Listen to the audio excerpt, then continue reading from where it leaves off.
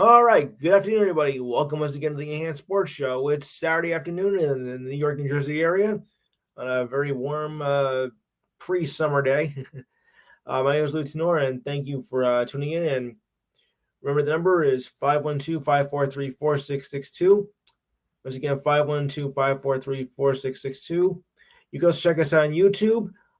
Just go to YouTube and type in The Enhanced Sports Show after the show is done, and you'll hear us in the entirety. Don't forget about our other shows. Rizal McGee comes up at 6 o'clock with the DMV Sports Show. Kevin Dixon, Just as Sports, Monday night, 7 to 9. And Benny Cameron with all things WNBA coming in the near future. Date yet to be announced. All right, we got a lot of stuff to talk about because June is going to be a big month in the sports world.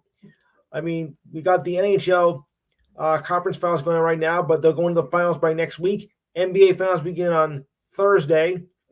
The last race, the Triple Crown, is next week. That's the Belmont. Also, the NBA and NHL drafts at the end of the month. And for soccer fans, yep. Euro Cup begins on the 14th, and the Copa America begins, I think, a few days after that. Better check the day on that later. And next week, we'll discuss the Euro Cup schedule for selected for the groups, especially for Team Italy, which I'm waiting for. Oh, yeah.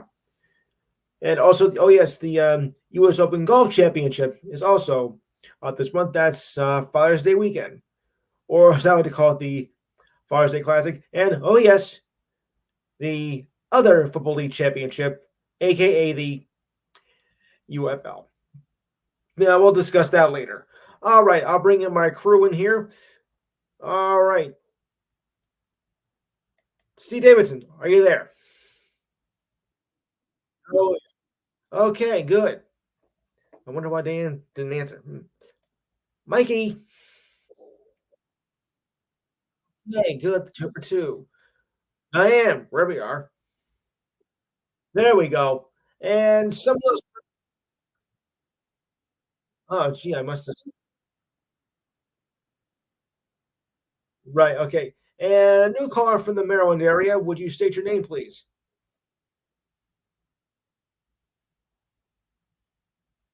Oh, Coach Gray. Oh, wow. Nice to have you on the show. Wow. Yeah, Coach Gray is an old friend of the network, and I'm glad he's here. Been a long time, Coach. Yeah, long time, Coach. It's nice to hear from you again. Yes. Well, I'm glad you remember the time because some people don't. Some people think it's 4 o'clock in the Central Time Zone. Roll. Well, we used to do that. Actually. I used to do that, but we moved up an hour earlier. Okay. Oh, okay. So, as per usual, at the beginning of the month, I always check on the baseball standings, and I'll check on WNBA standings too. So, let's begin. The Yankees, gotta love it here. In the American League, 40-19. That's right, 40-19. Uh-huh. A two-game lead over the Orioles at 36-19. The Red Sox are 29-29, 10 and a half back. Sorry. The Rays, 28-30, 11 and a half back. Also 11 and a half back are the Blue Jays at 27-29. Oh, well. To the Central. Hey, the AL Central is not a joke anymore, guys. Really not. I mean, three of the 5 teams are decent. The Guardians, 38-19, formerly known as the Indians, thank you. They have a 4-game lead over the Royals at 35-24. The Twins, 32-25, 6 back. The Tigers, a game back at 28-29, 10 back, but still that's very respectable. And bringing up the rear, the White Sox at a miserable, pathetic, shameful 15-43. Yuck, 23 net back.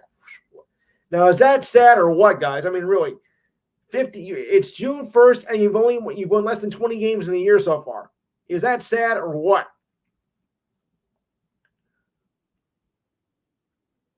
Yes,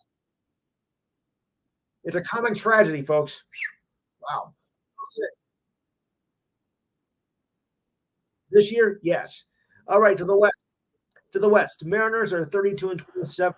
All the rest are below 500, as the Rangers are 27 and 30, way to go with being champions. Right behind them with the Astros at 25 and 33, 6.5 back.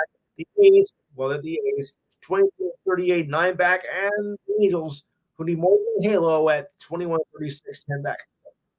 Oh, yeah. Okay. Uh, Coach, any thoughts on the American League so far? American League East, or yes, yes,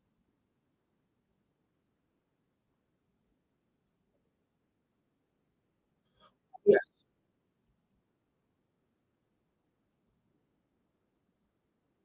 Unless you're Chicago, right? Yeah, right. You gotta be proud of them because 3 years ago they were still like in the bottom of the basement, and now they've really stepped up. Great players from the minor leagues, trades, and everything. So it's really paid off. Mm, right, of course.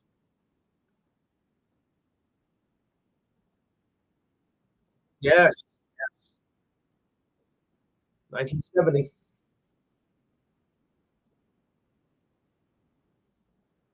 Yeah, same here. All right, National League. Phillies, look at this, guys, 40 and 18. That's the best record I think in the league. A half game over the Yankees. Braves, 32 and 23, 6.5 back. The Nationals are 26 and 30, 13 back. Sorry, Steve. The Mets, the Mets, 24 and 33, 15.5 back. Mike, what's wrong with your Mets? I have no idea. And the Marlins bring up the rear, 21 and 37, 19 back. To the Central, Brewers, 34 and 23. I have a 16 lead with the Cardinals at 27 and 28. The Cubs, who I thought they were going to do better, are 28 and 30. Pirates got to a strong start. Now they're back down the bottom again at 26 and 31, 8 back. And the Reds, 25 and 32, 9 back. And in the West, the Dodgers, 36 and 23, have a 5.5 game lead with the Padres at 31 and 29. The Giants, even at 29 and 29. The D backs, 25 and 40, 32, 10 back. And the Rockies, 21 and 35, 13 and a half back. I knew Pittsburgh was going to fall off, once the season got started. Remember, guys, it may be only June 1st, but now is the time of year when, you start to separate from other teams. What one was, like separating only by like 3 or 4 games at the start of the season, 9 or 10 weeks ago. Now it begins to widen, and at this point, you might not be able to come back if you're falling like about maybe anywhere from 15 games below 500 and whatnot. So now's the time not to fall too far back because it might be very difficult to get out of. And if you're the White Sox, you'll be lucky if you would make 40 games a year. Oof, that is horrible. So, Coach, let me ask you, what's been your biggest surprise so far in this part of the season?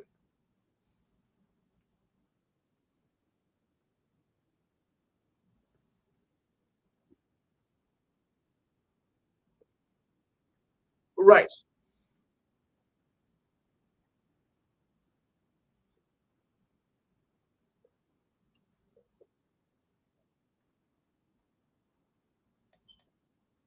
Yes.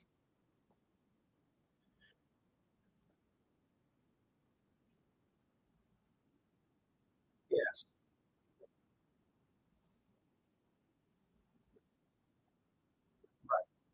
Yes.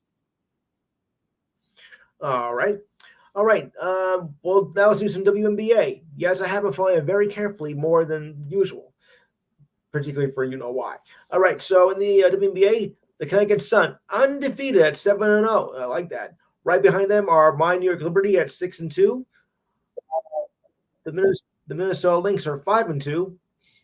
Uh, a bit of a logjam with 4-2 with the Atlanta Dream and the Vegas Aces, who were once the defending WNBA champions. Seattle Storm is 5-3.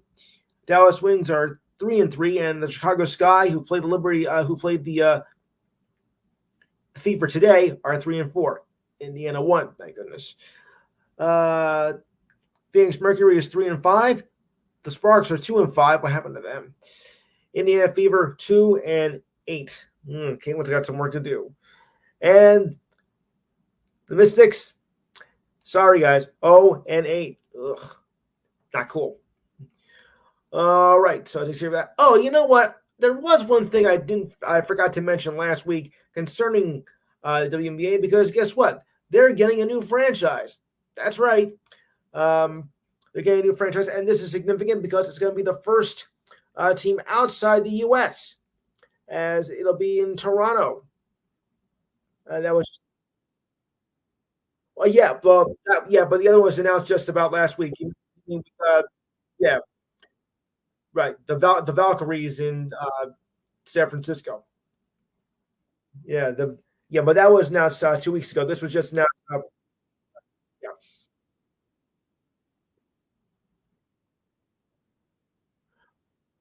No, because Vegas is already in there. Two-time defending champions in the WNBA. Yeah, WNBA. Yes. Yes, they are. They're going to Toronto, but that will not take place until 2026. I know that. No. You got to wait for that. First, they got to establish the team. Then we'll work on a name, and then logos and all that other stuff. So, second team to be awarded next franchise. 2 weeks ago, the Golden State Valkyries were awarded the 13th WNBA franchise, and Kathy Engelbert, the commish of the league, hopes to extend by 16 by 2028. So I just thought I'd throw that in. All right, guys. I know it's do or die for the New York Rangers tonight, which some people might think it's surprising. I, for one, do not think it's surprising because, like I said, this is exactly how I thought this series was going to go. This was not going to be a cakewalk for either team. Both teams are the best in the conference. Both have the best goaltenders, probably in the entire league. And, so I'm not surprised by this result at all. And we've been here before. Those of you all to remember that the Rangers went into Game 6 back in 1994 against the Devils on their home ice, mind you. And they thought, well, it's going to be a shoe-in. The Devils are going to go in, for their first Stanley Cup. And then Messier says, I guarantee you'll win tonight. I guarantee we're going to win. Now, naturally, I thought he was joking. Boy, was I wrong, because down 2-1 in the third period, they came back and he scored all 3 goals, setting up for a Game 7. So I know that it's going to happen again tonight. Deja vu is going to happen. I know it's an enemy turf, but the Rangers are going on the road. Even the Panthers are going to home, but still, I have not been discouraged even by Thursday night's loss. As the Panthers are 1 win away from heading back to the finals, Aiden Liddell broke a 1-1 tie midway through the third period as the Panthers defeat the Rangers 3-2.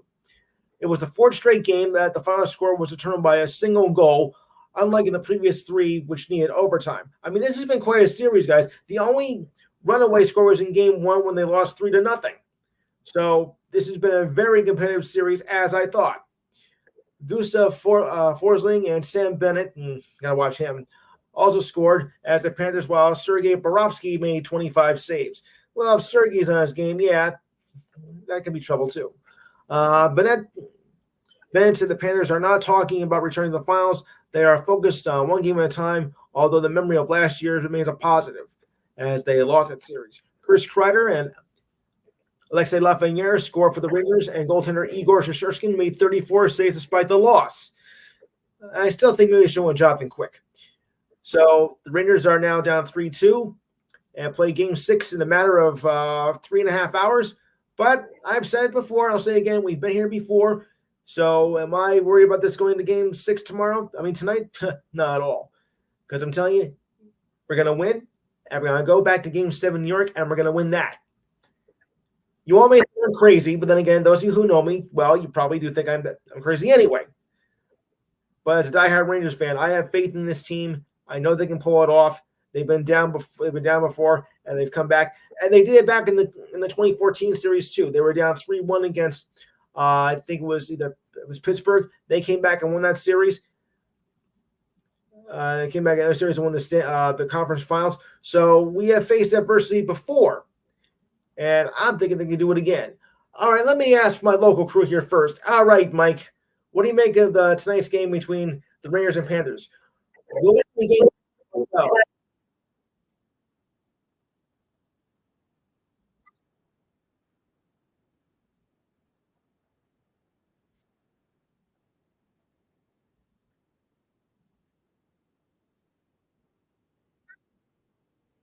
Right, right. Diane, and you can't fall behind. All right. Uh, Steve, there's only one Steve here right now.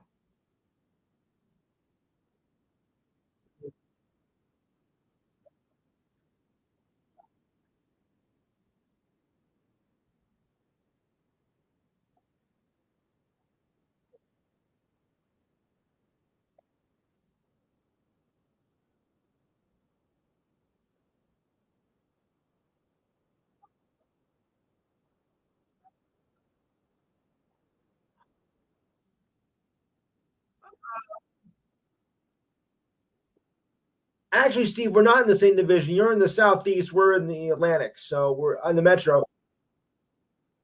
Back in the old, yeah, I know. We gotta think more of the modern era now. So we're in the same conference, but not the same division.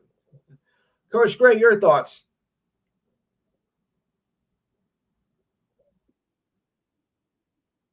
It's okay.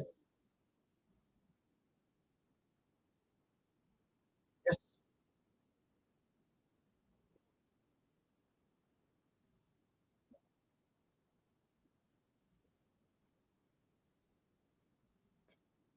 Well, I would I would not say the Rangers are the underdog because they are the President's Trophy winners.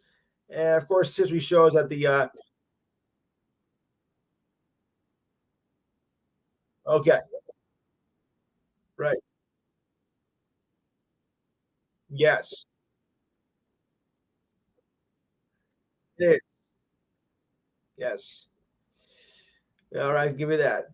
Other hockey news: Carolina Hurricanes defenseman Jacob Slavin won the Lady Byng Memorial Trophy for the second time. That award is to show for sportsmanship and gentlemanly conduct throughout the season. He also won the award in 2021 and was the second blue liner to win the award twice. Only Reed Kelly had done it more. He won four times and three times as a defenseman. Slavin was the runaway favorite, being named one on 149 of 194 ballots with 81 first place votes. Submitted by the Professional Hockey Writers Association, and Elias Pearson of the Canucks was second, and Austin Matthews of the Leafs was third. Slavin was assessed with just 8 penalty minutes. That is not a lot, guys. I mean, he's one of those guys that doesn't get into a lot of trouble, and I mean, 8 penalty minutes that is very low. The fewest among 81 players who logged in over 1,600 minutes of ice time, and finished second among defense with 71 takeaways. He only scored 6 goals, but had 31 assists in 81 games this season, becoming the franchise leader among defensemen with 223 assists and 272 points in 665 games. So you don't get this award for being a show off and knocking each other's heads off and whatnot. This one is more of the gentle side, which just goes to show you that all hockey players are not brutal and looking for a fight. So you have to give Slavin your crown this, being what we call mild mannered, as the case may be. Yeah, we call it the mild mannered hockey player, and that's a good trait to have because a lot of people think that hockey is just too brutal. They play like animals and whatnot. So this is a prime example that they do have good players in hockey. Right, Miriam? Here she goes again. All right. So overall, I think that is a good fit for that right there. And it's a well deserved honor. Mhm. All right, she's just playing games. All right, so I'm gonna ignore that. So, any thoughts on Slavin winning the Lady Bing Trophy? Anyone? All right, we'll move on. Okay. Well, the NBA Finals are set. I'll get to the Celtics in a moment, but the Mavericks are going back to the finals for the first time in quite a while. They clinched the Western Conference title on Thursday night, an easy victory over the Timberwolves in Game 5, 124-103. I expect a little bit better than that.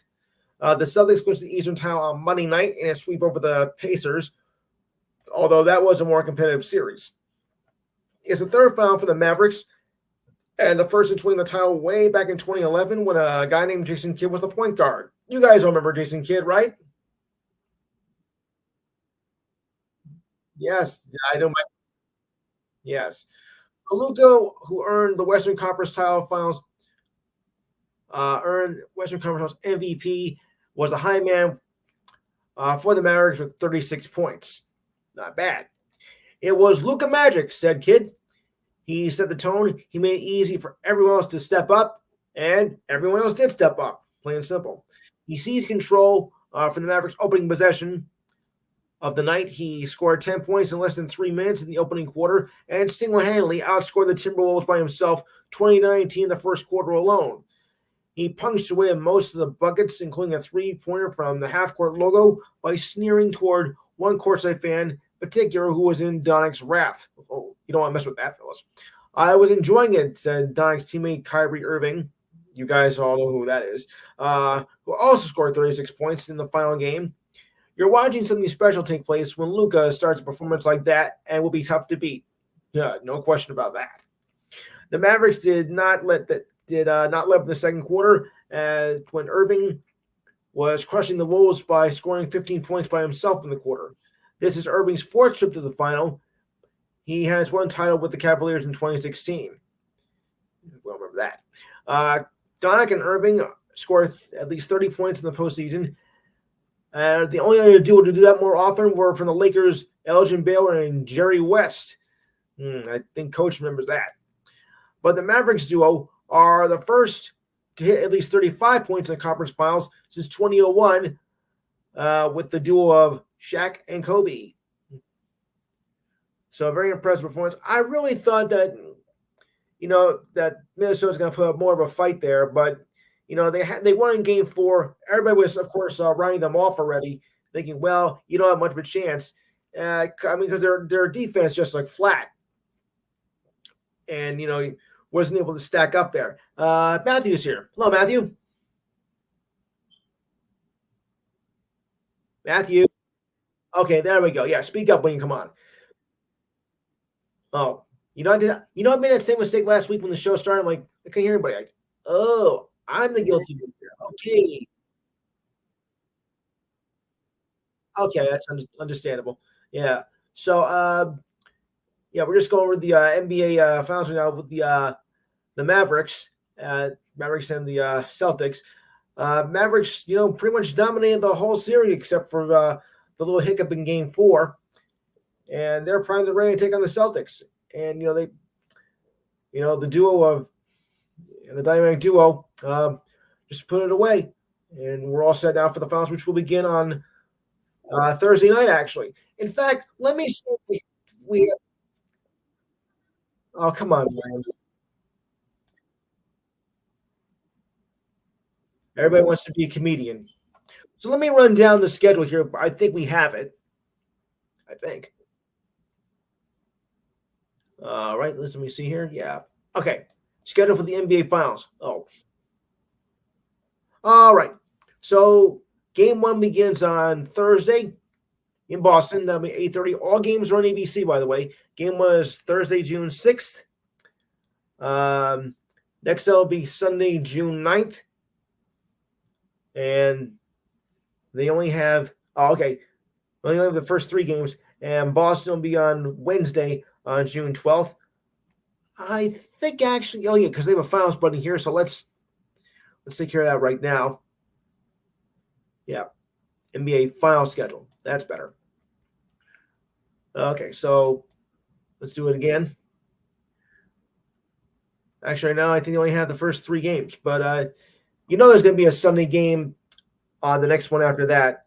So we'll just have to keep our eye on it right now. So we'll start, of course, next Thursday. Here we are. June 6th will be game one. June 9th is game two. June 12th will be game three. When they go to Dallas, they'll play three games there. Game four, June 14th. Why is June 14th a significant date? Never mind. Game five is June 17th at 8:30. I think it's a Monday night. Oh, yeah. Game six is June 20th in Dallas. And game seven, yes, Boston will have that if all those games are necessary, which I don't know. Maybe not. I don't know. I don't know what to make of this series, guys. What do you think Dallas's chances are of, making this series competitive? Not never mind winning it, about what making it competitive against Boston, which has dominated all season. I'm a little worried about this series. I mean, yeah, sure. I mean, Luka and Irving have, dominated this series, but you're going against almighty Boston, who's been unstoppable this whole year. So, Steve, what do you make of this series right now? I'm a little skeptical.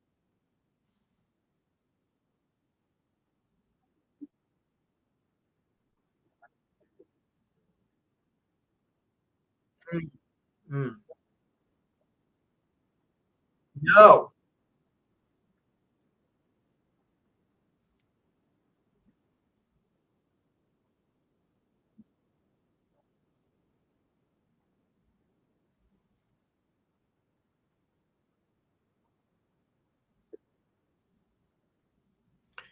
All right. Anybody else? Yep. Okay. Who answered? Yep. Who answered first? Okay. Who was it? Diane? Was that you? All right. Oh, must have been Miriam. Go ahead, Miriam. All right. Anyone else on thoughts on the series? They'll take six. Okay. Dallas. Wow. Yes. You can say, you can say that again. All right. How about you, Matthew?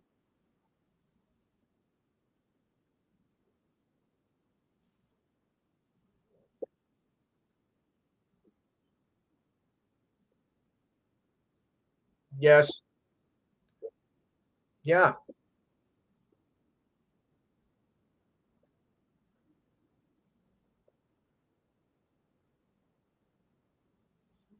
However,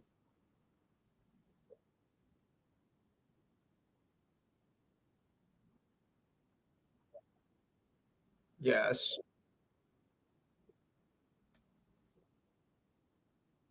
Mhm. Right. Yes.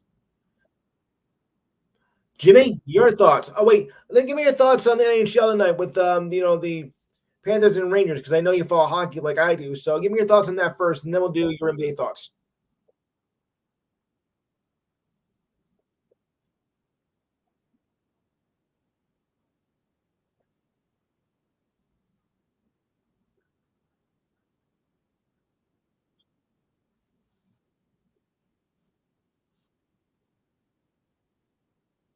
Hmm.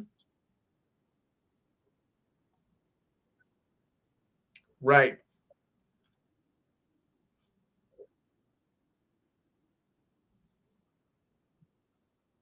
Right. Hmm. All right. So, and your thoughts on the NBA between the Celtics and Mavericks?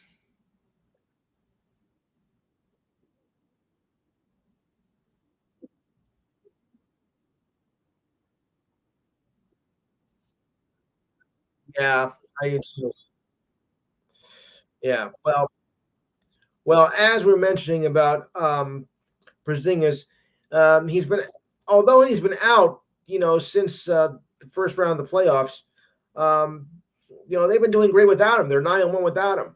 But now comes word that he was at yesterday's practice, um, as his first practice, as the first practice since being the Pacers.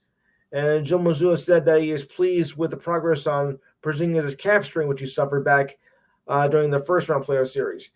He's getting there, said Mazzulla, saying the Celtics practice at the practice facility. He is out there shooting, went through a couple of drills in practice, so progressing well and confident of where he is right now. That should be a little bit, scary for the Mavericks right now. Porzingis has been out for a month since he suffered the calf injury in Game 4 against the Heat. Mm. Although Porzingis is a key cog at both ends on the floor, the Celtics have done well without him. 9-1 without him. So this might only increase it. And as the Celtics are in for the finals for the second time in 3 seasons, but it's been a while since they've won a championship. It's been about 16 years now, so they were in a drought too. I wish it was longer.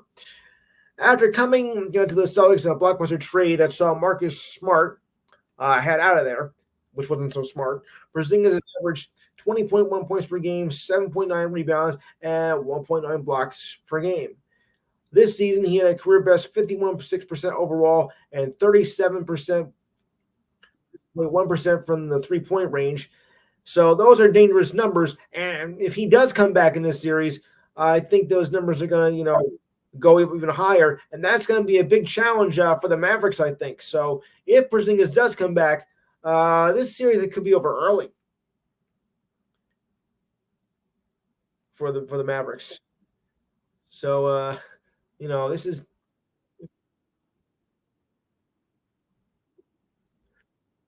yeah, yes,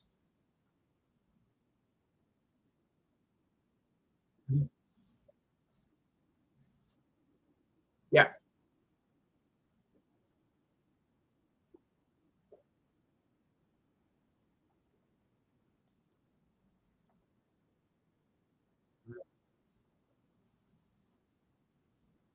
hmm,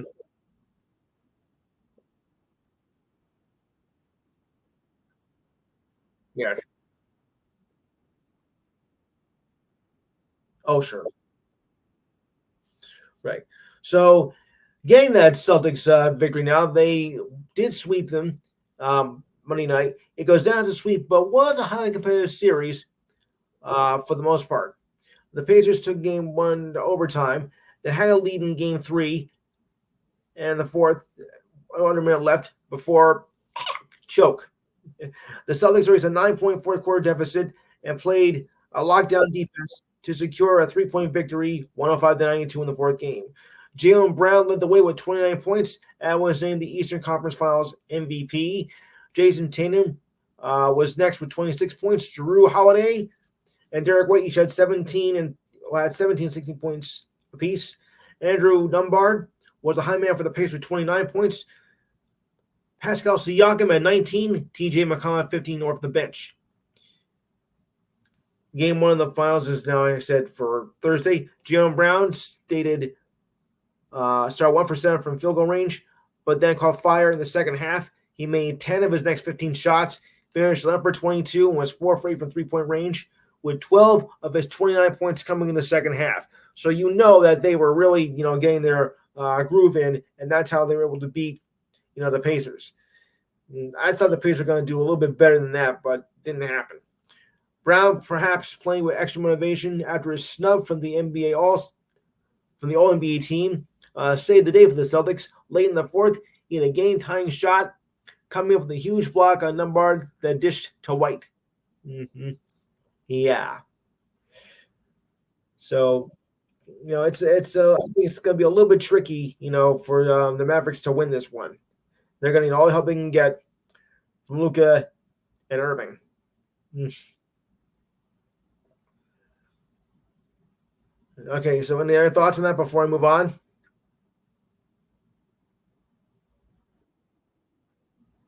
Oh, good. Uh huh. So he's always going to be a comedian, though. Right. Oh, and we got some odds here for this. The Celtics are open up at minus 225 thanks to ESPN Bet, while the Mavericks are plus 185 underdog after beating the Wolves on Thursday night. So that's a thing right there. The Mavericks began. Here's the interesting thing, guys. Wait, before I get to that, Jason Tatum um, is of course one of the favorites to win the MVP, followed by Jalen Brown and Kyrie Irving. The Mavericks began the season as 25 to 1 underdogs to win the title, but then decreased by 50 to 1 by January. But the Mavericks upgraded their roster by the All Star break and impressed odds makers in the postseason. At the start of the postseason, the potential series price would have had the Celtics as a heavy favorite, but now it looks to be closer, said David Lieberman, who oversees odds for Caesars Sportsbooks. The Celtics have cruised through the playoffs despite missing center Kristaps Porzingis to a calf injury in the opening round. The Celtics were favored by at least 7 points during their 14 playoff games. So what started to look like a runaway, in the sports books for the Celtics, the gap has drawn closer.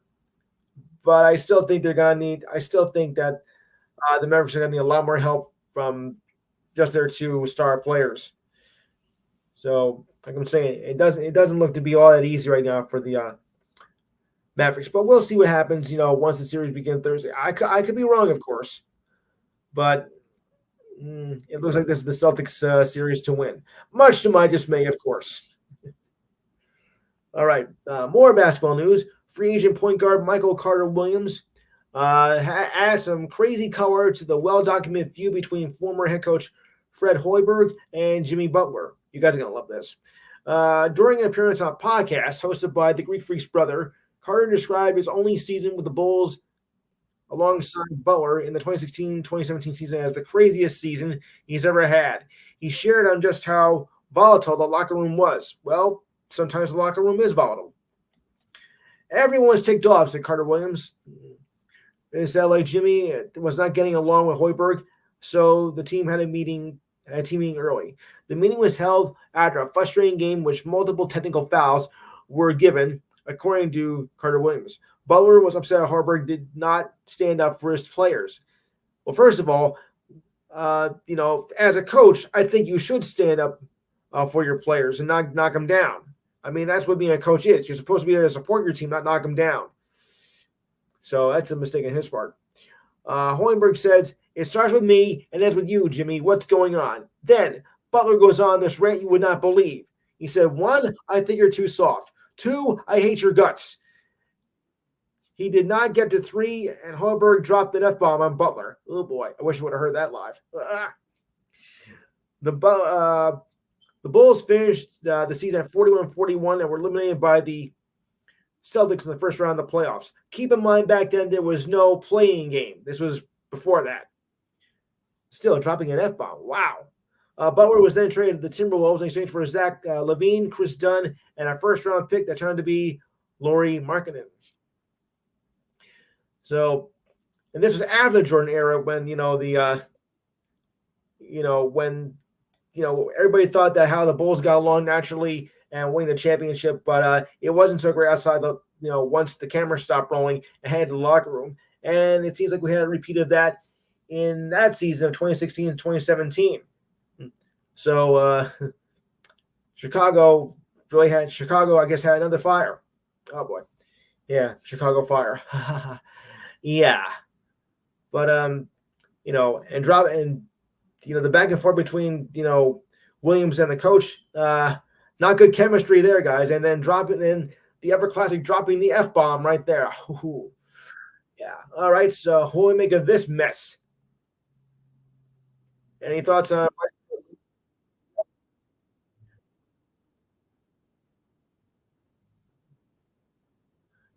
Yeah,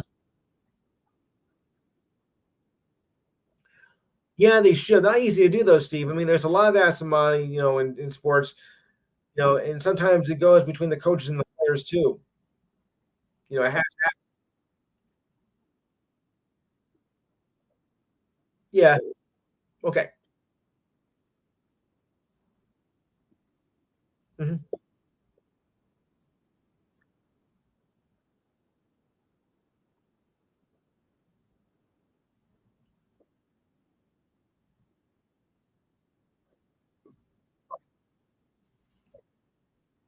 right,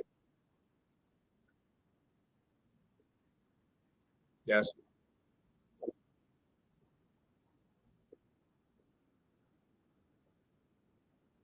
yeah,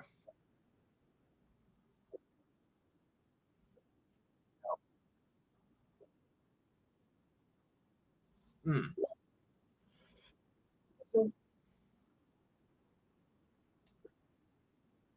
You should be in the win.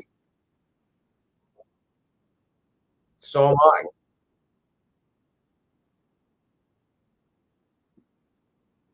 Yeah, we do. Yeah. Oh, Steve, I got some good news for you. The Wizards have moved interim tag from Brian Keefe, and he's now the new full-time head coach of the Wizards after being named an interim coach in January. So, how does that strike you? I didn't think so.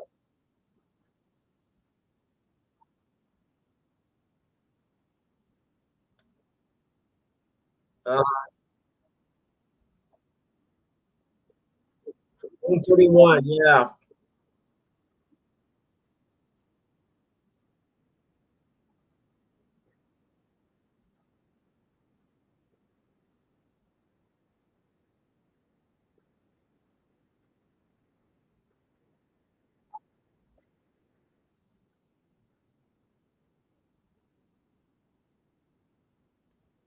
I see. So, in other words, you're not happy with it whatsoever. Yeah. I mean, going from 7-36 to 8-31 is not very much an improvement. But the staff said they're happy for Brian. He says he's a great motivator and a great connector of people, said by the general manager, Will Dawkins. What's he been smoking? Really? He'll get fired. He'll get fired. I think even fewer than that. Yes.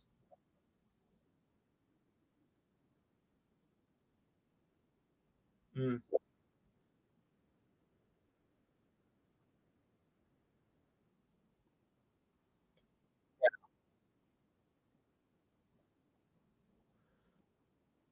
it is.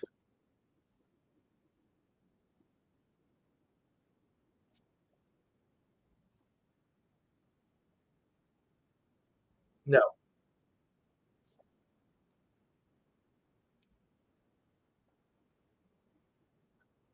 You can't be just comfortable.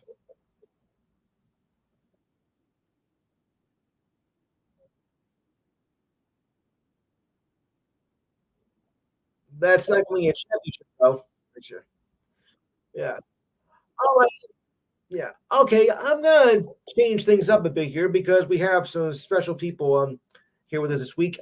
Mike is one of them, and Greg is one because next week these two fine gentlemen will be competing in the Special Olympics. So I want to get their thoughts for a little while on that and the events and how it all comes together. So Mike, tell them about the your event you're going to be in, and you too, Greg, and about all the competition in general. So Mike, you can start first,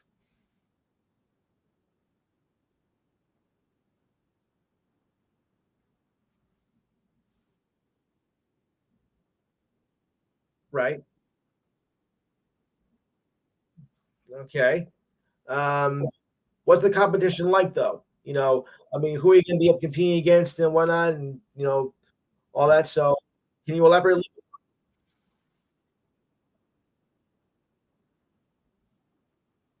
little? Ooh, ooh,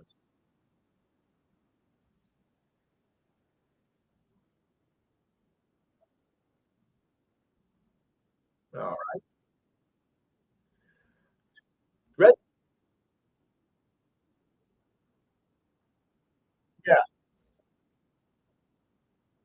Right. Now, Greg, what about your event, Greg? What about your event?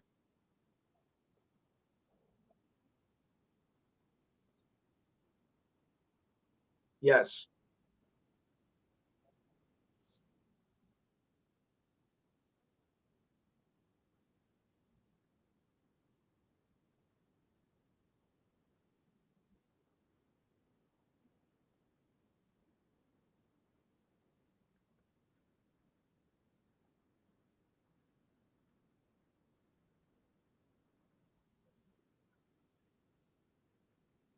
Forever.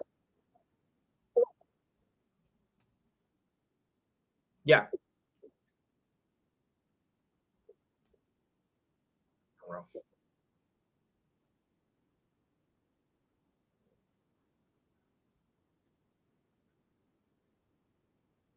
Yeah.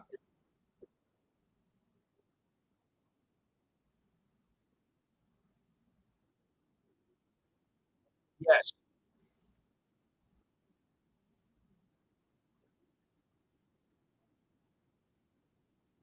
Yeah.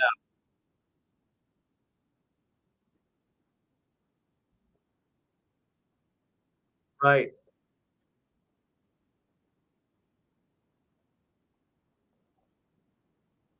Yes.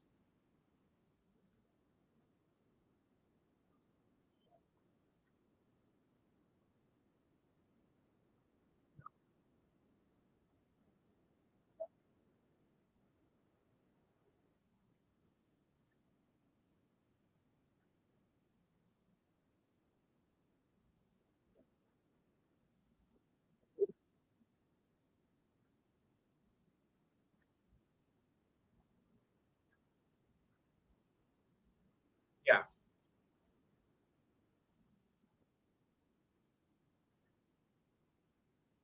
Yes.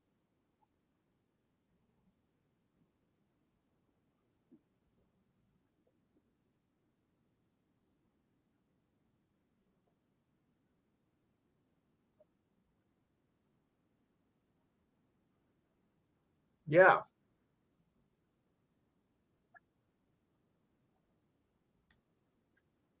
Right. I wish you both the best of luck. I wish everybody there the best of luck next week. If you can you bring a little analysis after your competition if you can? I'd like that. All right, Steve.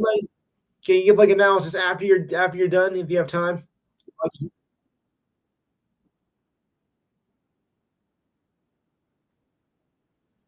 Well, give analysis after.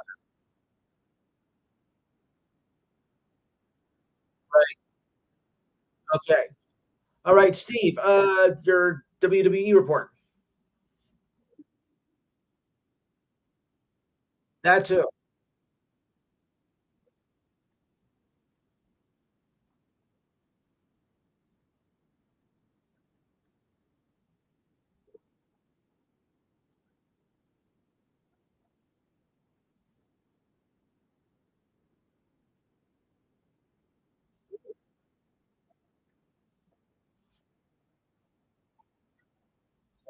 All right.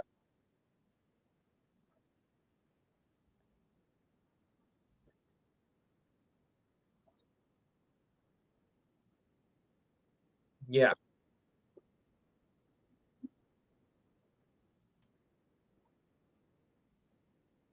Uh,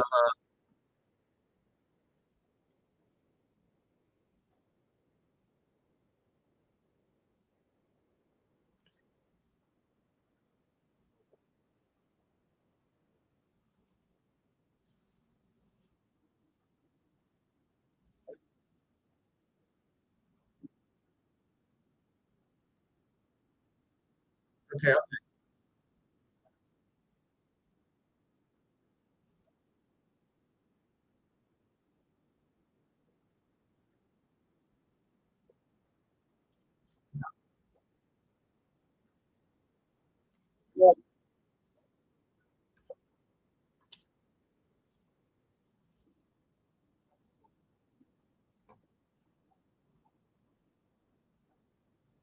Okay. All right. Diane, your trivia.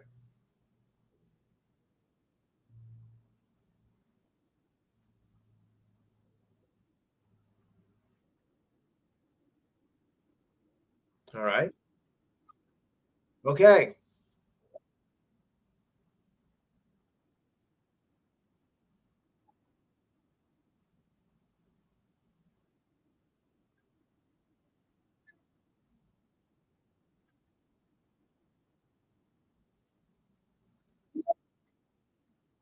Wayne Wayne Gretzky.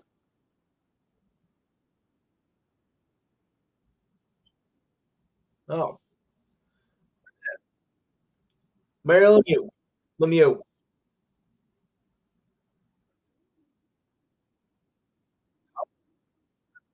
Ovechkin. So who was he then? Oh, the Blackhawks. Oh, of course. Must be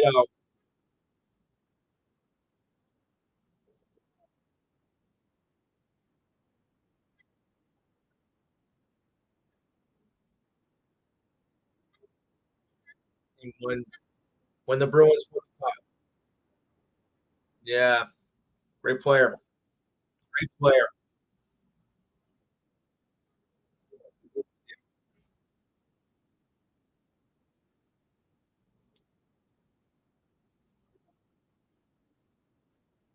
I'll say 9.4.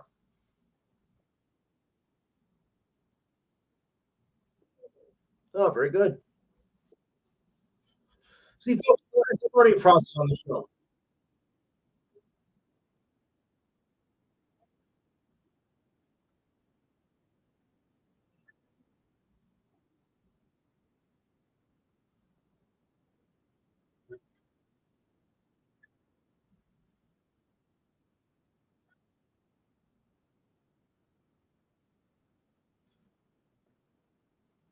Blackhawks, Blues,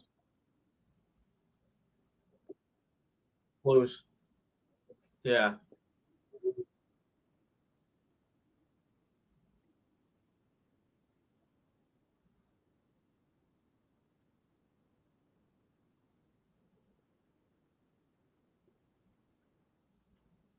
that's up in Western Canada. Yes, I did. All right. Okay, I got some interesting news here that might serve interest. Okay, I think Coach will be interested in this too. The Negro Leagues will now be recognized in the MLB record books, resulting in new leaderboards fronted in several prominent places by Hall of Famer Josh Gibson and overdue appreciation by many other black players. I agree. Following the 2020 announcement that seven different Negro Leagues from 1920 to 1948, way before I was born, will be recognized as major leagues. MLB announced on Wednesday that has followed up the recommendation of Negro League Start Review Committee in absorbing the available Negro League numbers, the Negro Leagues into the official league records. We are proud of the official historical records that will include players from the leagues, said by Commissioner Rob Manfred. Yeah, well, uh, the yes, this is focused on ensuing for future generations. The initiative, the initiative focused. Yeah, hold on. The initiative is focused on ensuring uh, future generations to have access to the stats and milestones of those who made the Negro Leagues possible. Their accomplishments on the field will be a gateway to broader learning about this triumph in American history and the path that led to Jackie Robinson debuting with the Dodgers back in 1947.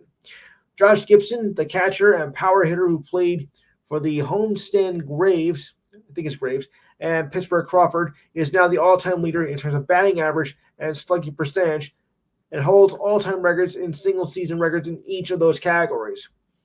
Gibson was more than 2,300 Negro League players who played in the area between 1920 and 1948. Three are still alive: Bill Reason, Ron Tesley, and Hall of Famer, the Say Hey Kid himself, Willie Mays. And I think it's about time that they were honored. I mean, these leagues exist back in the day, and they didn't get the recognition I think they deserved. They just need to be getting, recognized for their work accomplishments too, and it wasn't fair to leave them out. So I'm glad, for Major League Baseball that they are going to honor these records and kind of. I know some people are going to cry foul, like, no, it doesn't count, doesn't count.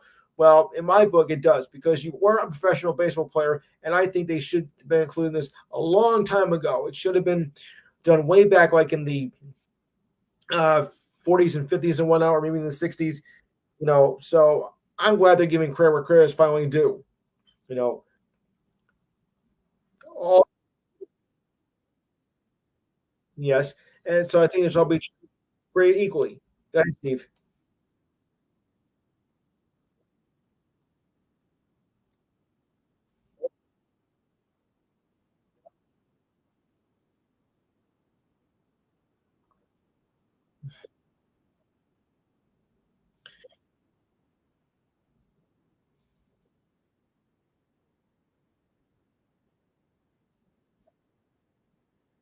Yes, yes, I do.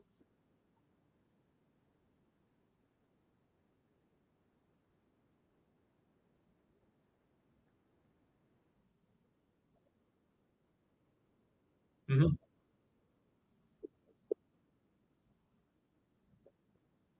It is. That's right. I do.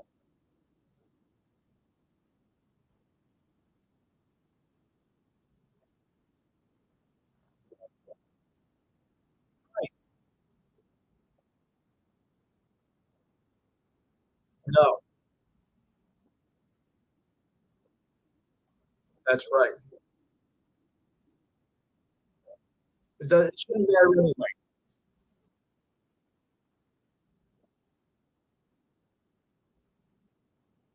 Yes, yes, in baseball. Mhm.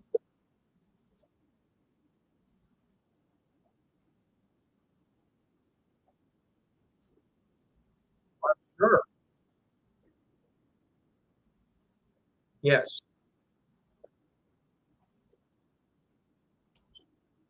it is. You may not agree with it. I may agree with it, but it's there, and it deserves to be respected. And I'm glad they finally did it. It took a long time, but it finally happened.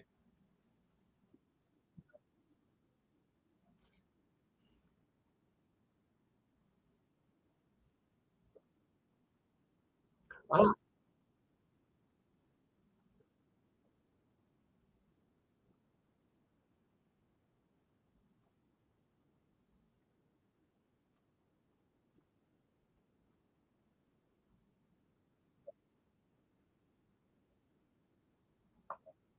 yes,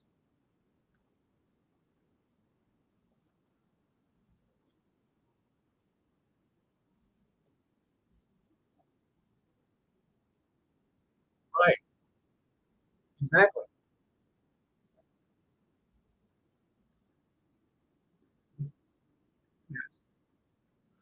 All right.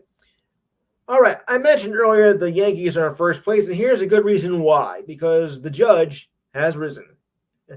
He homered twice last night in the win over the Giants at Oracle Park, his first time there as a player. He says I was running on the bases, and it looked like I kind of looked at like at left field, being on the bleachers a few times, and brought back a lot of memories. Said Judge, it's a special place. I grew up as a Giant fan. I love coming to games out here, so it's cool that I'm being here on the opposite side of the field. Judge grew up about 100 miles from San Francisco and was heavily recruited in free agency by the Giants in December 2022, but decided to stay with the Yankees for a 9-year deal worth $360 million. He got his first chance to step in the batter's box during batting practice for the game. He felt right at home despite the boos from the Giants crowd. He had time to show what the Giants and their fans have been missing. He only hit a single in his first at bat, then had a 3-run blast off Jordan Hicks in the third inning, then another solo shot in the sixth, and now leads the league with 20 home runs. I know how you fans, how you Yankee haters just can't stand it. Most of the damage had been done in May as he hit 14 home runs with 12 doubles and 27 RBIs with 26 extra bases. That's the most by a Yankee player since Joe DiMaggio way back in 1937 when he had 31. And it's only the eighth time since World War II that a player has in the majors has had that many extra base hits in a month. Wow. He's also the first player in MLB history to hit 35 multiple home run games in fewer than 1,000 career games. The battle judge can help carry the Yankees to 14 wins in the last 18 games, and are only the fourth team in all of MLB history to reach 40 wins before June 1st, which is today. So it's no wonder how the Yankees are cruising along in first place in the AL division, right, guys? And Judge is a big part of it.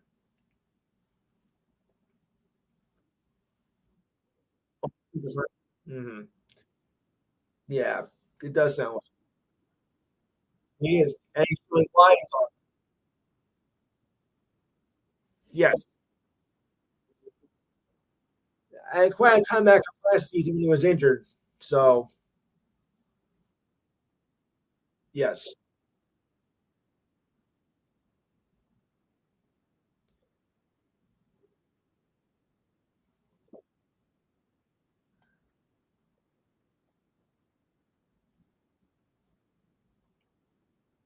Hey, coach, though, but I think your Orioles are in a little bit of trouble because you got some injured players who are now done for the. One of them is done for the year. Yeah, you don't think it's trouble? Well, when one of your players out for the season, they can't be great. Yeah,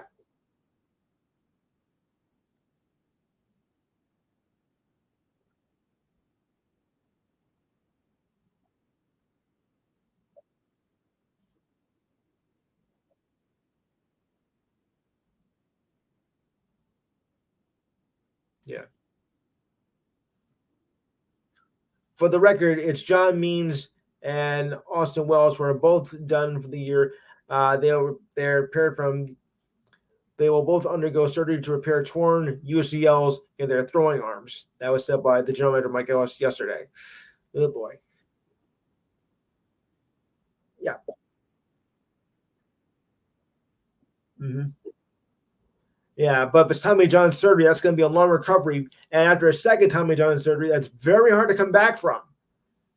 So, yeah, that's right. You're not.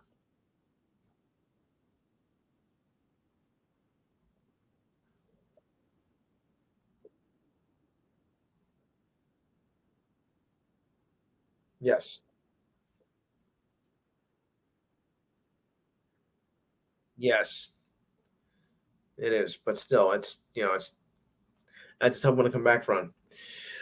Also, Brewers first baseman Ryan Hoskins was activated off the injured list 3 days before he faces his old team, the Phillies. Oh boy.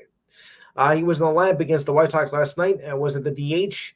He was 2 for 5 as the Brewers won 12-5. Hoskins went on the injured list on May 14th with a right hamstring strain. Not a bad season though so far. He had 239 with 9 home runs and 27 RBIs before he went down. Infielder slash outfielder Owen Miller was optioned to AAA Nashville. Hawkins spent his first 6 seasons with the Phillies. In 2022, he had 30 home runs and drove in 79 RBIs. He missed all of 2023 with a torn left ACL and then became a free agent. So after they finish this series with the White Sox, the Brewers head to Philadelphia. I wonder what kind of reception he's going to get. Don't forget, they did go to the World Series with them too, not that long ago. But like I said, with animosity, do you think the crowd's going to show some love? Or they're going to like get out of here? You're out of here. They're going to boom like crazy. I've always wondered when a player comes back to their home to where they played before. I always wonder how fans are going to react about that. So, do you think Hoskins will get a warm reception in Philly, or they're like, "Yeah, we don't want you no more. Get out of here." No thoughts?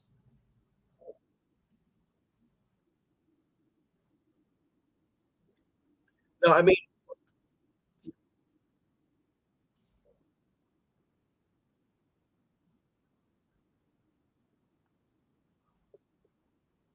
Well, he didn't win the World Series. He went to the World Series with, but he didn't win it.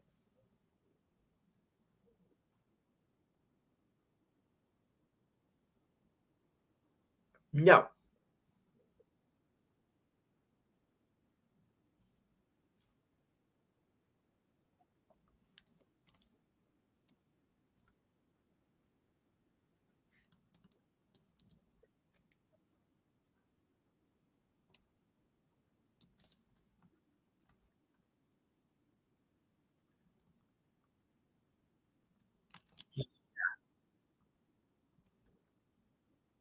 Uh, Philly fans, well, like nothing is worse than no, no, I can't go there because because I know which fans are rowdy and which fans are not. Philly fans are not that rowdy. Okay,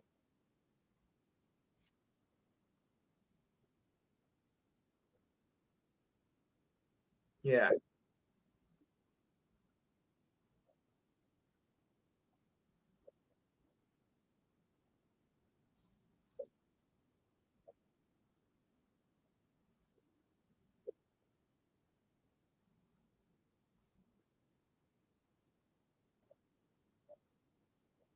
right,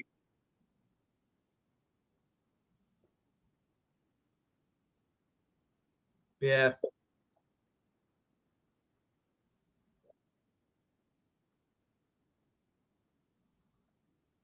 yeah.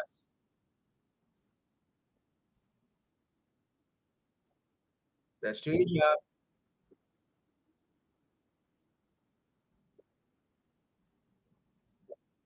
Yeah, we'll see about that. They're not always gonna love you. Well, no, coach. I mean, I've seen some animosity towards players when they come back, and they boom like you wouldn't believe. They'll probably boom more like Philadelphia. Yeah, yeah,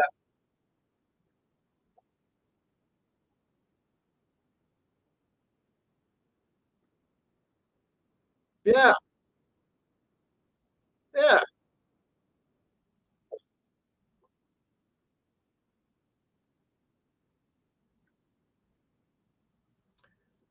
A little too personal, if you ask me. Yeah, I know, I know. All right, so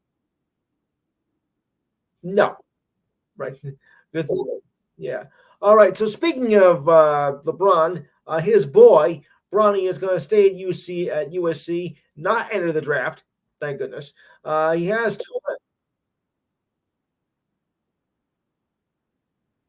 his son. Okay, his son. His son. LeBron's son. Okay, sorry about that. LeBron's son will stay at U.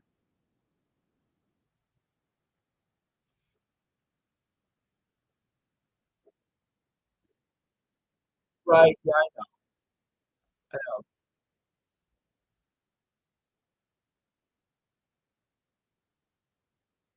Right. Sorry, just a force of habit. Okay, so anywho, LeBron's son, Bronny, will stay at USC and not enter the NBA draft, which is a good thing.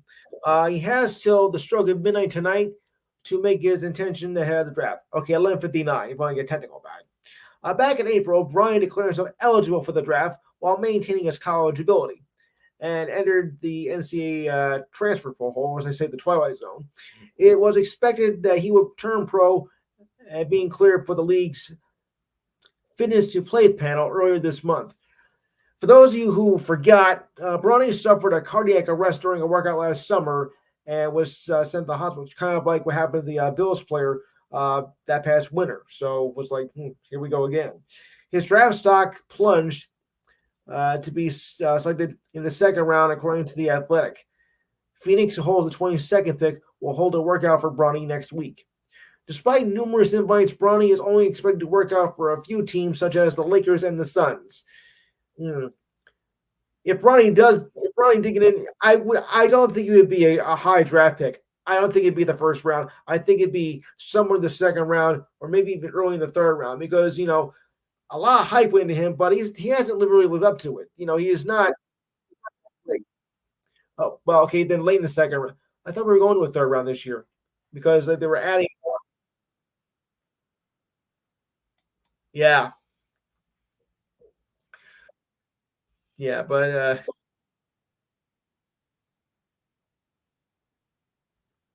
that's right. Yes.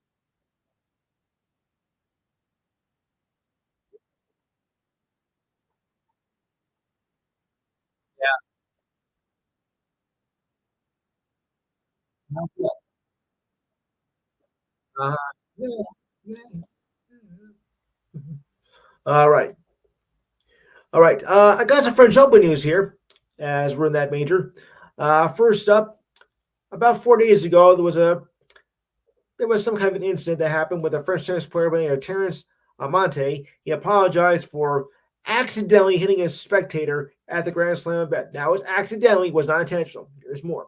Amante angrily struck the ball and accidentally hit a woman in the leg during the opening match last Sunday. He was not disqualified, but did receive a warning for unsportsmanlike conduct. He lost the first round in 5 sets to Sebastian Offner. The gesture was not intentional. He said, "Please forgive me for my emotional outburst," he said on Instagram. He explained that a broken string led to the ball flying into the stands, and he admitted that he was too shocked to react. Well, I think I'd be too shocked myself, especially since it wasn't intentional to begin with. Amante emphasized his desire to apologize to the spectator in person. He was not disqualified because the spectator was fine. Tournament official Remy Asmir told the French newspaper, and he'll be slapped with a substantial fine.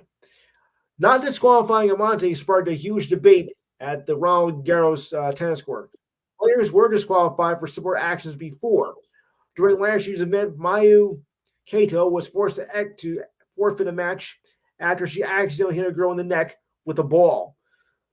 Okay, one got tossed out, disqualified for accident, and the other one did not. Is it me or there's something wrong here? I mean, you know, I think it was unintentional. I don't think you should throw them out anyway. I mean, they weren't really going to go after the person or whatnot. I mean, accidents do happen with whatever the case may be. So, I mean, fine, yes, but to qualify that for something that was, out of their control, no, I don't think you should do that. That's not fair to them. It wasn't done intentionally. They weren't going to go out and beat somebody up. This was just an unfortunate accident, and unfortunately, they do happen even during live games. So, any thoughts on this? I mean, it can happen to anybody. Yeah. All right, but coach, let's look at this. I mean, sometimes a baseball hits a fan in the crowd, but do you disqualify them for that from the game? No.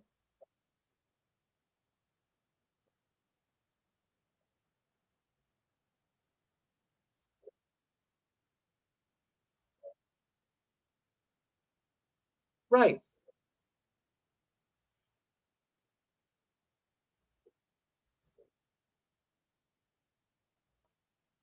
Yeah.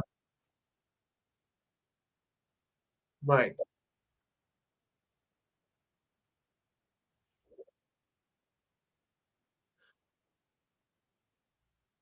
Yeah, but remember, coach, that ball was out. You gotta be kidding me. No. Sorry.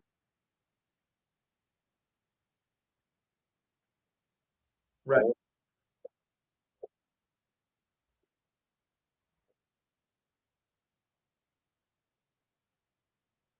Yeah. Yeah. My apologies for my John McEnroe impersonation, by the way. Yeah. Oh, yeah. You're too young to remember, die. So anyway, speaking of more fines, Jacob Truba, the forward for the Rangers, was fined $5,000 for elbowing Panthers forward Ivan Rodriguez in Game 3 on Sunday, which won overtime. As the maximum allowed for the leagues under the current CBA, the money will go towards the players' emergency assist fund. Truba has been suspended twice in his career, getting 2 games for elbowing Pavel Dorfley of the Knights in January, and 2 games for an illegal check to the head. Mark Stone of then of the Senators when Truba was playing for the Jets, not the New York Jets, but the Winnipeg Jets. He had been fined 3 times before, including early this season for high sticking Trent Frederick of the Bruins. Oh boy. Chuba was given a 5-minute major penalty for elbowing at 17:32 in the second period as Rodriguez skated around the defenseman. Truba reached out with his elbow, appearing to make contact, with Rodriguez, heading back. The on ice officials reviewed the call and downplayed it to a double minor, which was only 1 minute before that. Rule 45, paragraph 3, states that a major penalty at the discretion, that's where it was, at the ref shall be imposed by any player who uses an elbow to illegally check an opponent. A major penalty must be imposed under this rule for an infraction resulting in injury to the face or head of an opponent. Ugh. Rodriguez was down the ice after the hit and was tended to by a trainer, but returned for the power play ending in the second period, and he took regular shifts in the third. And the Rangers were 4-2 at that point, but then came back to tie it up. Yuck. The decision not to give Trouba a major penalty came at a crucial moment as the Rangers went 5-4 in overtime. Thank you. Trouba received another minor penalty for slashing on the incident. That gave the Panthers a 5-on-4 power play. Had it become a major, the Panthers would have 5 minutes to score an unlimited number of goals, plus another 2 minutes of power play time after 7 straight minutes with the man advantage. Whoa. Panthers coach Paul Maurice declined to comment on the play in Game 3. He says, I have enough to deal with right now. Thank you very much. So I'm leaving this one alone. Yeah, boy. But that was kind of like a bit of a hit. I don't know if he actually kind of deserved a major, but that was a pretty big hit. So he did deserve time in the box. Yeah, that was a hit. Yes.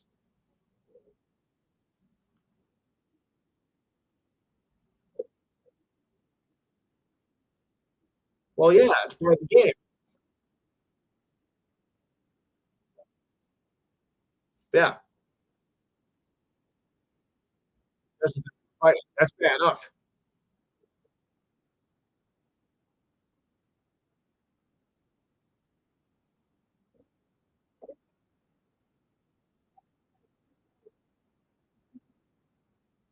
Yeah, yeah.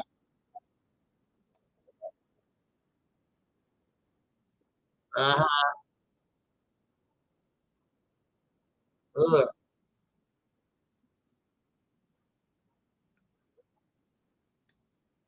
Yeah.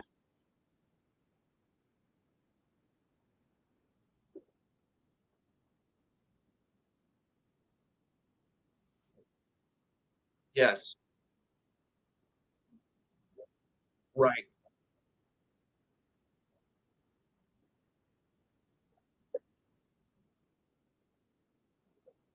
Yeah.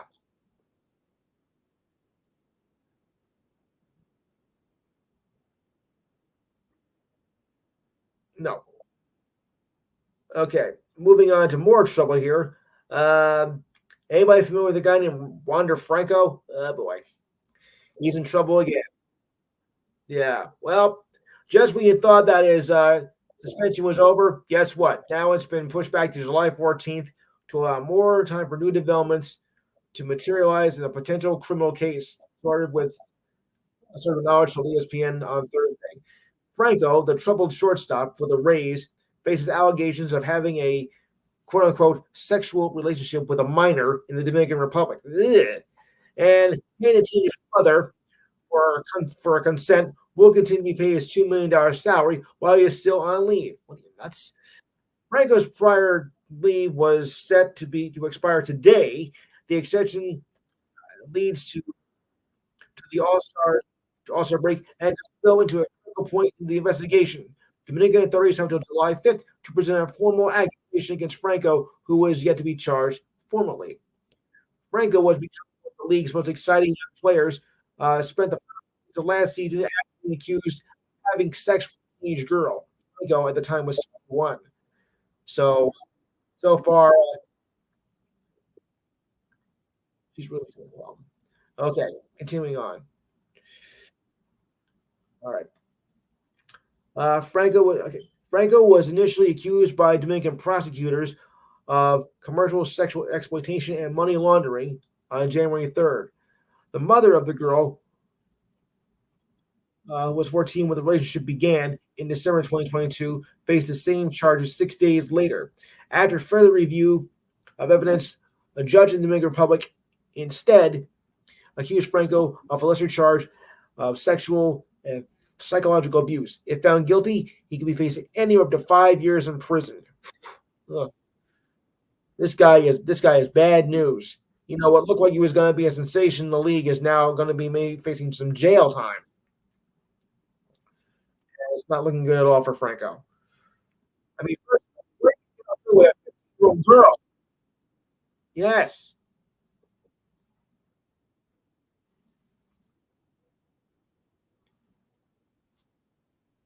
I'll say.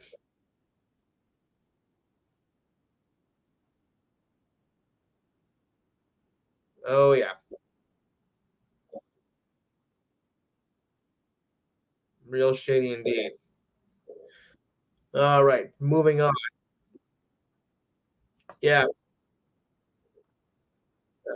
Mikey, I hate to get some bad news to you, but even though the Mets are on a two-game winning streak, Edwin Diaz is on the the injured list for 15 days with a shoulder injury.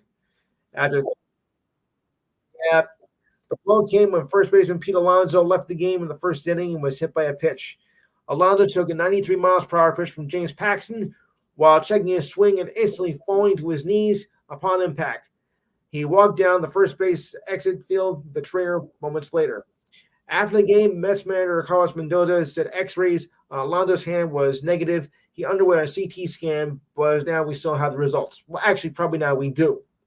As for Diaz, the right-hander said he felt tightness in his outing on Saturday, but did not report it to the training staff until he woke up with more pain on Wednesday, which he shouldn't have done anyway, and underwent ultrasound, and everything went great. Yeah, but you should have done it before Wednesday because now you're really in trouble. He said, I felt good. If you let me pitch today, I could pitch, but they want to take care of that. This is the first time I felt something on my shoulder. The ultrasound looked great. They're happy about how the shoulder looked in just a few days, and I started playing catch. Without Diaz and Alonso, the Mets, well, at the time of this report, was 22-33 and lost 7 of their last 8 games.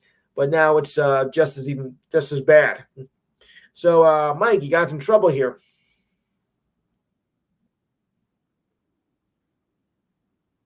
Yeah, we call it the injured list now, not the disabled. We call it that now.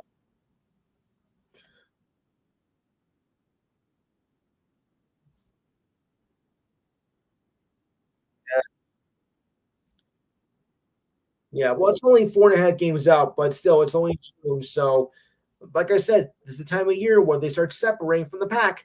So, if they're gonna start jamming, they better do it now. Because once the All Star break comes, you're only down like 70 games and whatnot. And you better get your act together. Otherwise, Philadelphia is going to run away with this division. Mid July, Diane, mid July. All right. I suppose most of you have heard about the sad story of the week of legendary basketball player Bill Walton. I'm sure most of you are familiar with that. Walton, I'll explain for those of you who don't know. Walton, who led UCLA Bruins to 2 national championships and not to mention 2 NBA titles, passed away on Monday after a long battle with cancer at the age of 71. The NBA issued a statement saying Walton passed away earlier on Monday while being surrounded by his family. He was the league's MVP in the 1977-78 season as a member of both the NBA's 50th and 75th anniversary teams. That after a stellar college career where he won 2 titles for the Bruins and was a 3-time National Player of the Year under iconic coach John Wooden. Yeah, that says all right there.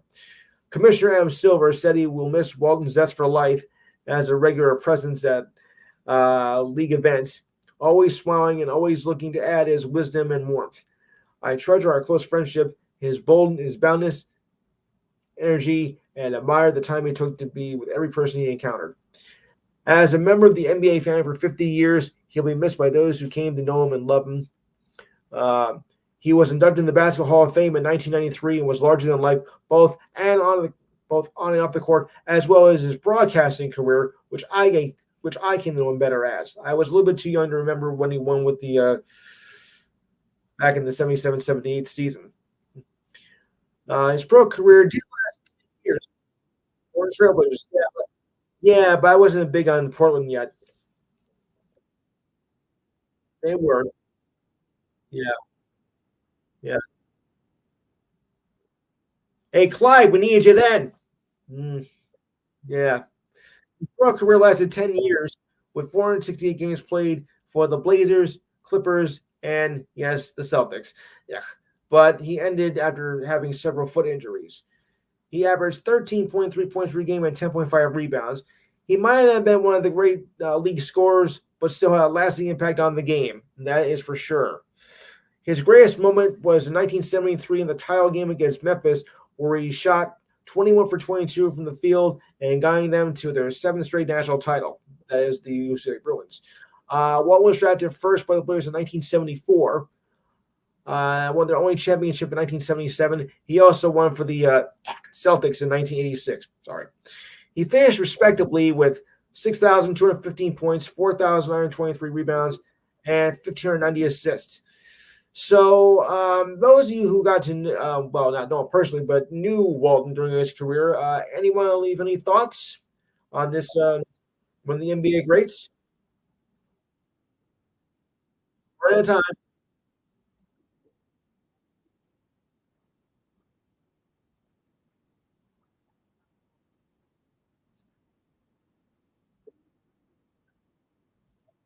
I just saw that.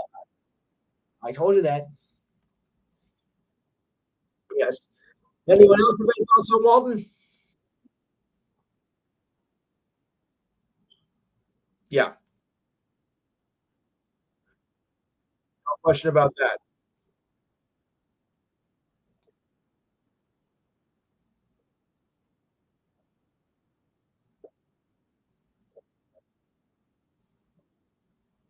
Right.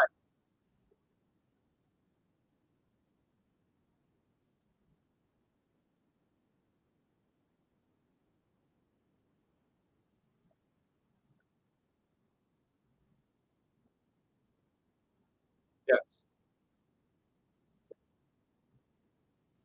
Yeah, absolutely. Anyone else have any thoughts on Walton?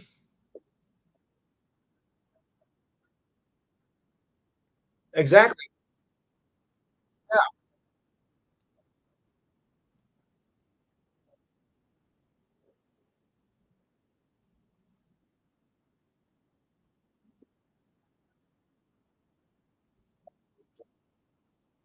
Yeah. Oh, yeah.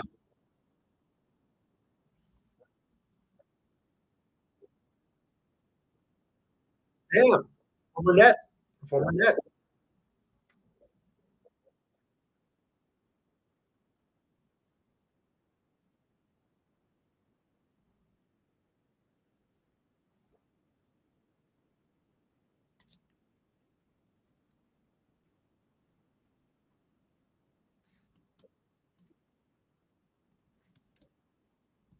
Hmm. Anyone else?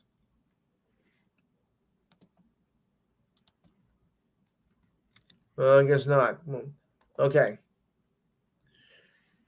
All right, so move on. And another passing in the basketball world, but this one was far more tragic, to say the least, as Drew Gordon, the brother of Aaron Gordon, was killed in a car accident on Thursday night at the age of 33.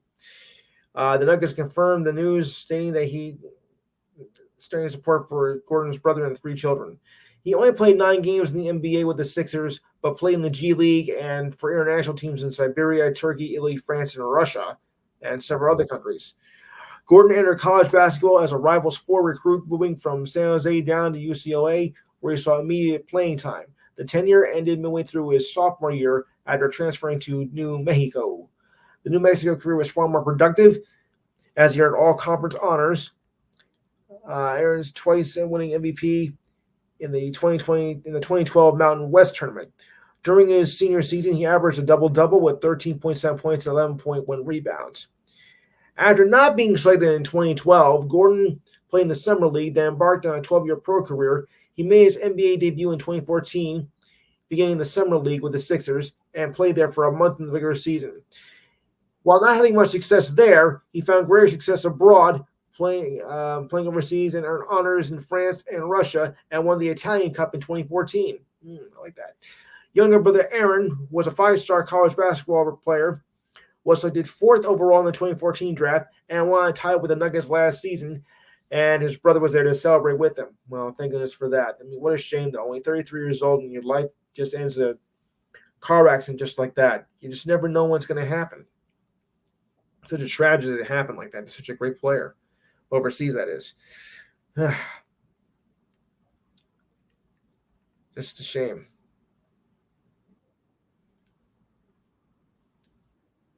Yeah.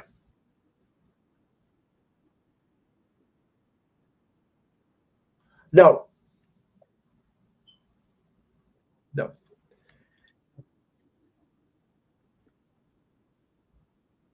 We'll say that for another time. And the Cavaliers are being interviewed for the process for the head coach position, securing permission to interview two top candidates on the team list: Warriors assistant Kenny Atkinson and Pelicans assistant James Bagaro told ESPN. The Cavaliers are seeking permission to speak to more sitting assistant coaches with the head coaching experience that appealed to the Cavaliers in their process to replace JB Bickerstaff, who was fired. The Cavaliers went to the Eastern semifinals this season. They've won 99 games in the last two seasons, regular season, that is. Bagaro was a serious candidate with the Lakers, which includes a second interview with the team's front office in LA on Thursday. Bagaro led the Hornets to back-to-back Eastern playing games as a head coach, improving from 23 to 33 to 43 victories in his three seasons on the job. Like Atkinson, Bagaro has a strong reputation in player development, including his decade with the Spurs coach Greg Popovich. You can't go wrong, Papa. But Atkinson in his 3 years with the Nets was awful. 118 and 190. As the Nets inherited a full rebuild and showed improvement in each season until he resigned during an injury hit 2019-2020 season, the same season as COVID came along. Atkinson had a strong relationship with his former Nets players, Caris LeVert and Jarrett Allen. Atkins spent 2020 and 2021 as assistant with the Clippers before he joined Steve Kerr's Warriors staff and has been there for the past three seasons. Atkinson spent 9 seasons as an assistant coach, 4 with the Knicks and 3 with the Hawks. So I'm going to say my money is on Bagaro to get the Cavaliers job, though. Not the betting man on this, but if I had to make my choice there, I'm going to go with that. And the Cavaliers have come to a long-term agreement with Ty Lue, 5 years at $70 million. Well deserved. And of course, Lue won 2 championships with the Lakers, for those of you who remember. Uh-huh. Man, yeah. All right. Uh, now for uh, now for more interesting, more better news. Criminal charges have been dropped against Sky Schiffler after the Jefferson County's Attorney's Office in Louisville said it would not pursue the case stemming from a traffic accident outside the PGA Championship last month. Jefferson County Attorney Michael Connell asked for charges to be dismissed with prejudice, meaning that they cannot be filed again in a future during a court hearing on Thursday. Based upon the totality of the evidence, my office cannot move forward with the prosecution of the charges against Schiffler, said O'Connell. Schiffler's characterization that was a misunderstanding and is corroborated by evidence. The evidence we review supports the conclusion that Detective Brian Gills was, first of all, an idiot, concerned about his public safety at the scene when he contracted Schiffler. However, Schiffler's actions and the evidence surrounding the exchange during the misunderstanding do not satisfy the elements of any criminal offenses. And why should they? Schiffler was not at the hearing, was arrested by Gills on May 17th, who alleged that Schiffler's SUV dragged him to the ground. Schiffler was driving around the golf course that had backed up a man that was struck and killed by a shuttle bus earlier that day. Schiffler was booked and released in less than 2 hours before his scheduled tee-off. He faced 4 charges, including second-degree assault of a police officer, which I didn't get that at all because, first of all, he didn't even say he was a police officer before the incident happened. Sheffield attorney Steve Rummies told ESPN there were two witnesses who can be seen in the video released um, by the LMPD dash video in a cruiser and a fixed camera from a light pole that refuted allegations that Sheffield's SUV struck or dragged Gillis. Rummy said, so, however, he got torn pants and a scraped knee and had nothing to do with Scheffler. Okay. Last week, Gillis was disciplined by the Louisiana Metro Police for not activating his body cam video recorder during the incident. Oh, brother. I mean, this guy's bad news. I mean, he's had trouble with this before. And to be honest, I think Sheffield was pretty much innocent the whole way through, to be honest. Yeah. Mhm. Yes.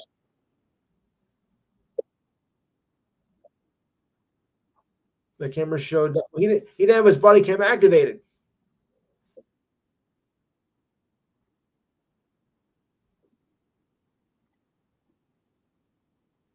Right.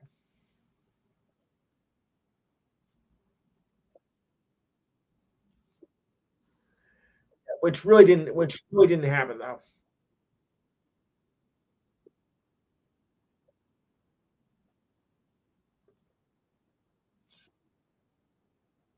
Mhm.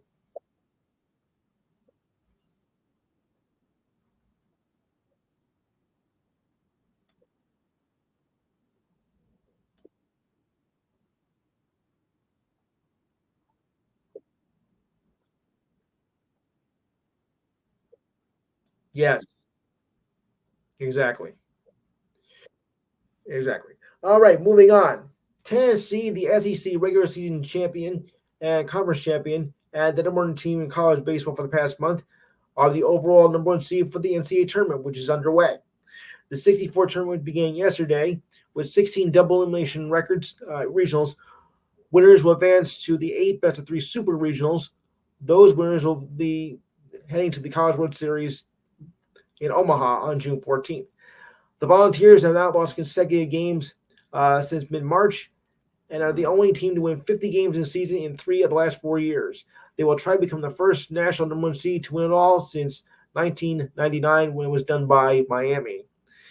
Tennessee, yeah, Tennessee was made the final 2 of the last 3 years. Uh, Came into the regionals with five offensive categories. The Vols led the league with 147 home runs. Christian Moore led all players with 28, and the pitching staff not bad either. Has a 3.83 in ranks in the top five in four other categories. Jimmy, you want to comment on that?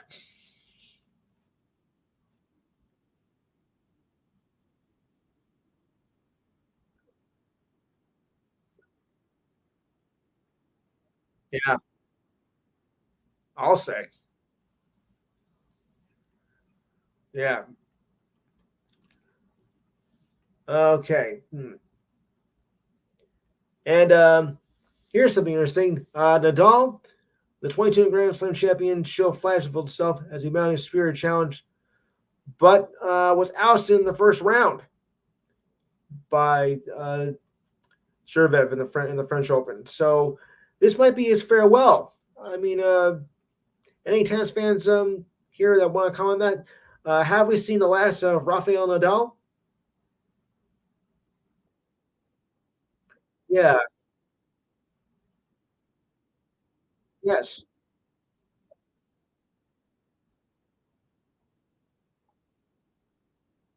No, but he's getting up there.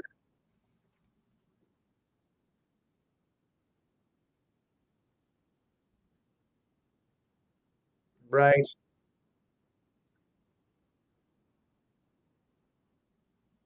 Oh, I'll give you that. Yeah, that's true. Well, what do you think of the Joker's chances going for number 25?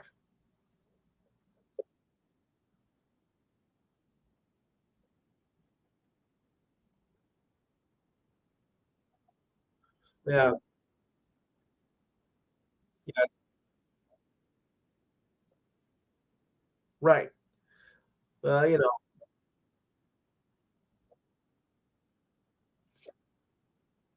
no,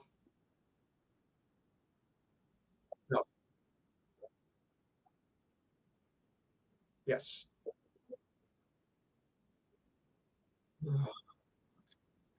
Okay, moving on. All right. In auto racing, Christopher Bell finally has a big win on his resume, even if it's a bit anticlimactic. Bell won the Coca Cola 600 last Sunday at Charlotte Motor Speedway after the race was called after midnight due to weather conditions, with 151 laps remaining. The race was red flagged for 2 hours after a steady downpour. Oh, boy. Attempts to dry the track were not successful. Bell led 90 laps into the race. His Joel Gibbs number 20 Toyota for his eighth career victory and his first crown jewel race. It feels good to have a great race go off. Uh, we were able to pass cars, belted. Hopefully, this is something we can get back and be more consistent. Bell entered the race with only one top 10 finish in his last 7 Cup races. NASCAR said due to the weather conditions, the race was called after 1 a.m. Fans showed their displeasure by booing the race that the race was not resumed. Oh, well, we went out. You couldn't do it the next day. Come on. I think maybe you should have done something with that. You should have done it the next day instead.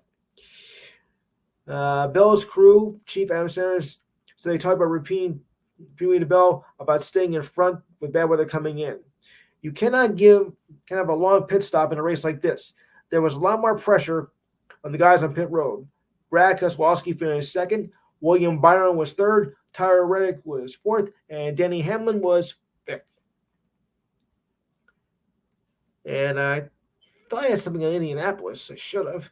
Oh yeah, Yusuf Newgarden is now a two-time Indy winner after winning the Great American Race last week in back-to-back years.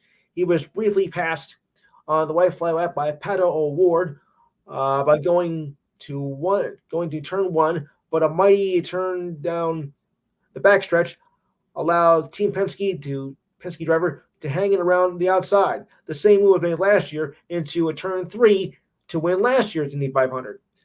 Hatta was a very clean racer. It takes two to make that work, Newgarden said during the victory. It takes two to make a thing go right. No, no. Anyway, O'Ward had been haunted the past 2 years as he chose not to be aggressive into turn number one on a restart with 3 laps to go in 2022. Was forced to watch Marcus Eggerson drive to victory. He said it this year, but it came up 2 corners short. In a race that featured 8 yellow flags, including 3 in the first 46 laps, when caution free, the final 45 had many lead changes. Sunday set a record with 16 different leaders in the Indy 500. Newgarden's team, Penske teammate Will Power, crashed with 53 laps to go. I guess Will ran out of power. The race was delayed nearly 4 hours due to heavy rain that pounded the speedway right at the 12:45 starting time, meaning NASCAR points leader Kyle Larson was not able to pull off the double duty by doing both the Indy 500 and Coca-Cola 600 on the same day. Well, you can't win them all. All right. Oh, final week of the UFL regular season, so let's go to that right now. I'll be glad when this is over. No offense. So let's do it right. You'd be surprised. Okay. In the early game today, Michigan against Birmingham. All right, Steve, who did you have in the 12 o'clock game? Jimmy, Matthew, Mike,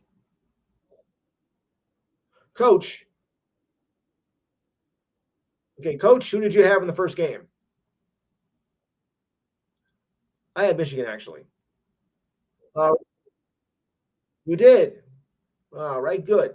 All right, in the second game, which I think is still going on right now, I think. Oh, brother. Yeah, it is. Okay, San Antonio against St. Louis. Steve, Diane, Jimmy, Mike, Coach, Matt. Okay, I had St. Louis too. Now for tomorrow, which is the last day of the season, playoffs begin next week. Arlington versus DC. Steve, I know you're going to take, but you got to say it anyway. Thank you, Diane,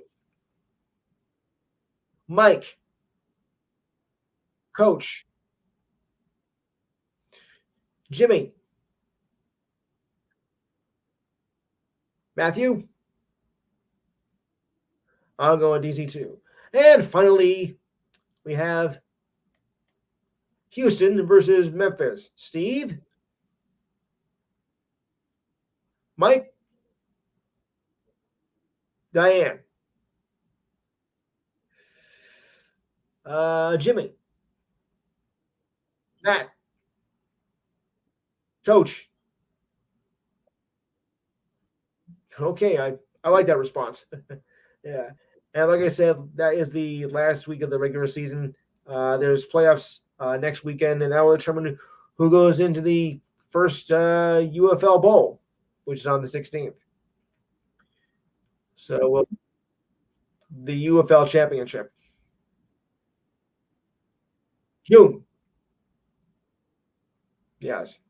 So we'll take thoughts on that next week if we dare. Yeah, as well, and there'll be a few other things that will be taken care of. Like I said. Oh yeah, we'll discuss the Euro Cup groups for next week since that begins on the 14th of this month as well. And I don't know about you, it is. Although the rest of the world calls it football, but I call it soccer. I don't know about you guys, but I always look forward to Euro Cup every 4 years. It's the best teams, in the European division, and I'm a big Italy fan, big AC Milan fan. So I'm looking forward to when that starts because next week they'll have the schedule out, and then Copa America, which the U.S. is involved in. I think that's somewhere around the 18th or like that. So it's going to be a good month. It's going to be a good 4 weeks of soccer in the next 2 weeks. I don't know about you, but I'm ready for it. And one note here, Saints defensive end Teno Caspin tore his Achilles tendons in the offseason. Head coach Dennis Allen said on Wednesday, Caspin will not be ready for the start of the season, but Allen did not rule out return sometime in the 2024 season.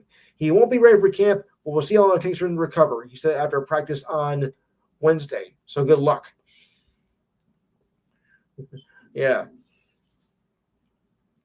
Well, it's better to get the injury now than later in the season. And the Houston Texans and wide receiver Nico Collins has agreed to a 3-year, $72 million deal that includes a $52 million guarantee. Agents Ryan Martha and Drew and Jason Rojas told ESPN. The contract has a max value of $75 million. He's coming off a career season with 80 receptions, ranking 23rd in the league for 1,297 yards, 8 touchdowns, and tied for 8th in 15 games. Collins was selected in the 3rd round of the 2021 draft and was scheduled to become an unrestricted free agent this season. In the past 3 seasons, he has 150 catches for 2,294 yards and 11 touchdowns. The extension comes after the Texans bolstered their receiver room and was when trade a 2025 second-round pick for the Bills for receiver Stephon Diggs and 2 draft picks in early April. Diggs is said to be a free agent at the end of the season after the Texans voided the final 3 years of his contract while giving him a $3.5 million deal raise, increasing his 2024 base salary to $22.5 million. All right, guys, we're just about to wrap it up. Rasal's coming up next, so try to tune in for that one. Remember, don't forget about the website. Right? Go to YouTube and type in The Enhanced Sports Show, and you'll hear this show in its entirety. Next week, like I said, Euro Cup schedule. We'll do the UFL. We'll have the Stanley Cup Finals scheduled already because Game 1 for that is next Saturday. So I see we got some hockey fans in the crowd. Thank goodness. All right. All that and a whole lot more. So remember, Coach, if you want to come, Miriam. So remember, Coach, if you want to come back, it's 4 to 6 p.m. Next Saturday. Same bad time, same bad channel. That note, I'm going to wait for Resolve. So we'll talk to you next week and have a good week.